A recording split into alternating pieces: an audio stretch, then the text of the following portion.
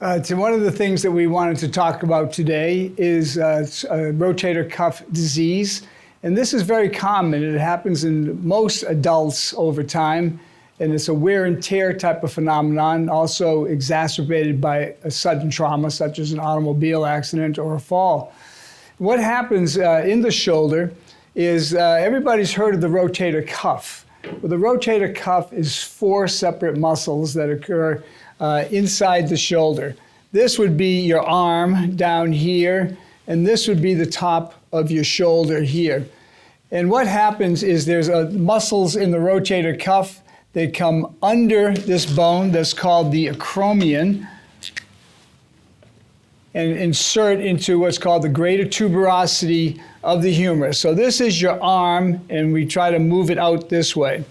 As you start to bring your shoulder up, it will impinge with the greater tuberosity and start to hit the rotator cuff between these 2 areas here. And then what that occurs after that is that it causes an injury to the rotator cuff, and over some time it's like a rope on a rock. As it starts to go back and forth and starts to wear out more and more, and that is impingement syndrome. As people start to get a bursa formation, and they start to have pain when they reach overhead mostly. What happens over time with that wear and tear, the rotator cuff will start to become excavated and partially torn until one day you may be getting a glass of water out of a cabinet, and suddenly it will rupture. And so that's the pathogenesis, or how that occurs when people are talking about rotator cuff tears. So generally it's something that's time related, and then all of a sudden will be ended with a rotator cuff tear by sudden trauma. As we spoke about earlier in a graphic manner with drawings with the skeleton, we're going to talk about rotator cuff tears and impingement syndrome of the right shoulder. This patient's been kind enough to sit as a model for us, so I can demonstrate what we're looking for and how we are trying to obtain a diagnosis with this problem.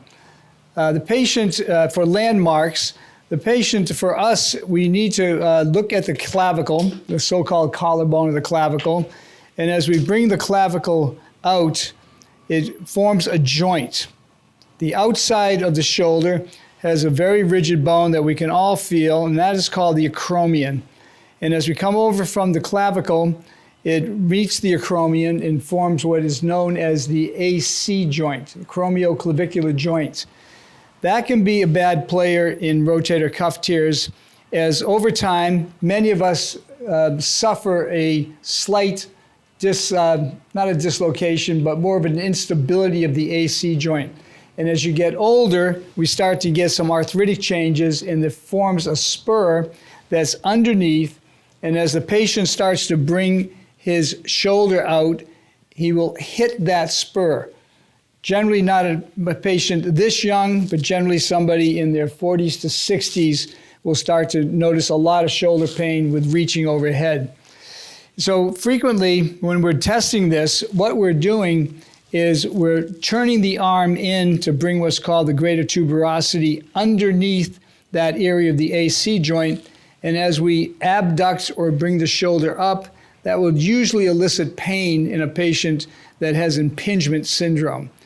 And in patients that have a complete rotator cuff tear, I would ask the patient to hold that right there.